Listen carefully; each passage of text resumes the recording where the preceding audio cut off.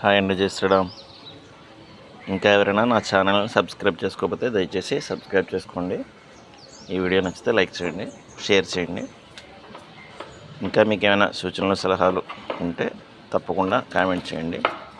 ఇక వీడియోలోకి వస్తే, జామకి పాలినేషన్ ఎలాగా, ఇందులో మెయిల్ ఫిమేల్ ఉండవు, సెల్ఫ్ పాలినేషన్ అంటాం కదా.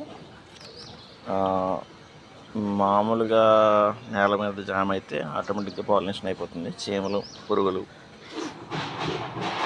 తేనెటీగలు, కందిరీగలు ఇలా కీటకాల ద్వారా చాలా వరకు పాలినేషన్ అయిపోతాయి. కానీ మనం మేడ మీద ఒకవేళ పెట్టుకున్నట్లయితే చీమలు తక్కువగా ఉంటాయి, ప్లస్ కీటకాలు కూడా ఇంత హైట్లో తక్కువగా ఉంటాయి, 2 అంతస్తుల మాది. అందుచేత మరి వీటికి పాలినేషన్ ఎలాగా అంటే, మీరు ఇక్కడ చూసుకుంటే ఇందులో చుట్టూరా ఉన్నవన్నీ కూడా ఆడవండి. ఇది ఒక్కటే మొగది, ఇది చూసారు కదా, ఇది ఒక్కటే అండి. మీకు క్లియర్గా కనపడుతుంది, ఇది మొగది. సాధారణంగా నేను చుట్టూ ఎక్కువ పుప్పుడు రేణువులు ఉన్నాయి కాబట్టి ఆటోమేటిక్గా పాలినేషన్ అయిపోతుంది. జామ గాలికి ఊగినా కూడా అయిపోతుంది. చూడండి, మా కాయలు ఇవన్నీ కూడా అయిపోయాయి ఆటోమేటిక్గా. కొన్నిసార్లు పిందె మారకుండా ఎండిపోతుంది. మాకు ఇవన్నీ కూడా మళ్ళీ వచ్చినాయి. ఆల్రెడీ మొదటి కాపు అయిపోయింది, ఇప్పుడు రెండో కాపు. ఇది చిన్నదే, ఒక 2 అడుగులు కూడా మొక్క ఉండదు, చాలా చిన్న మొక్క. అయితే చూడండి, కాయలు ఎన్ని ఉన్నాయి, మొత్తం ఇంచుమించుగా 2, 4, 6, 8, 10 కాయలు ఉన్నాయి.